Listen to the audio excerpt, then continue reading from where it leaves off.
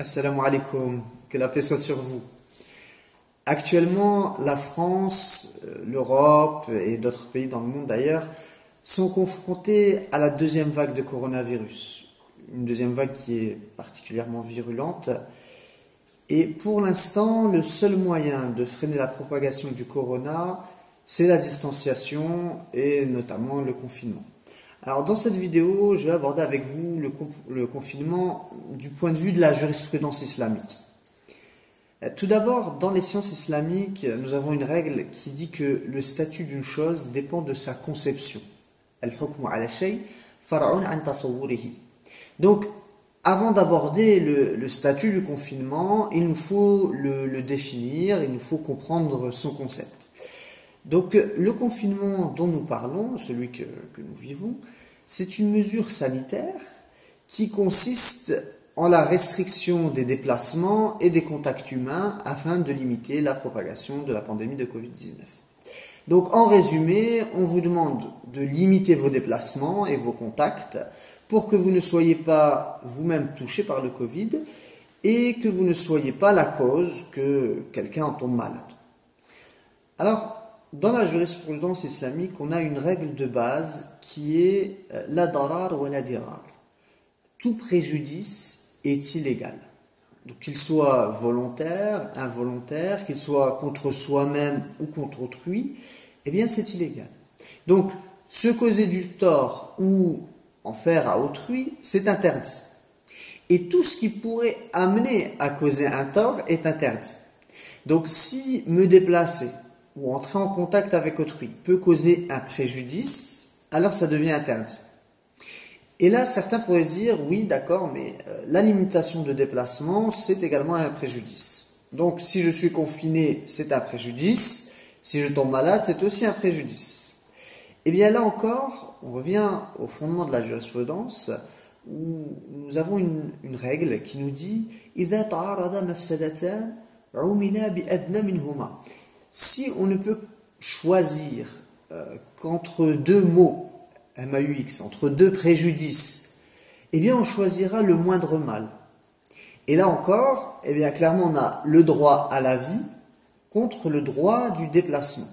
Et ce droit à la vie, il fait partie des intérêts majeurs que reconnaît la jurisprudence islamique à l'homme. Vous savez que la jurisprudence islamique vise à protéger les intérêts de l'homme, et elle lui reconnaît 5 besoins fondamentaux, majeurs, qu'elle vise à lui assurer: le droit à la vie, à la foi, à la raison, à la propriété, la possession de biens, etc., et à la filiation.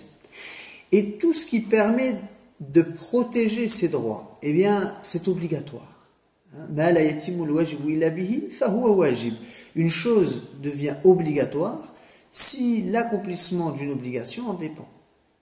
Donc si pour préserver ma vie ou celle des autres, je dois me confiner, alors c'est un devoir religieux de le respecter. Alors parfois, il nous est arrivé d'entendre de toute façon, il ne m'arrivera que ce que Allah m'a prédestiné, donc que je prenne des précautions ou pas, le résultat sera le même. Alors cette réflexion est erronée. Celui qui t'enjoint à croire en lui, il t'enjoint également à utiliser les causes et à te protéger. Dieu nous dit dans la sourate Al-Baqarah, la vache, ne vous jetez pas par vos propres mains dans le danger. Le prophète sallallahu alayhi wa sallam lui-même nous dit, soignez-vous aux serviteurs d'Allah, car Allah n'a pas mis une maladie sans qu'il lui ait donné un remède. Un jour, un homme vient voir le prophète sallallahu alayhi wa sallam, cet homme-là était malade, il est venu pour demander une invocation au prophète, une prière. Et le prophète sallallahu alayhi wa sallam mit sa main sur sa poitrine, et il vit qu'il était malade d'un problème du cœur cardiaque. Et donc le prophète sallallahu alayhi wa sallam lui dit, tu es malade du cœur, va donc voir un tel, Al-Kindi, c'était un médecin chrétien, afin qu'il te soigne.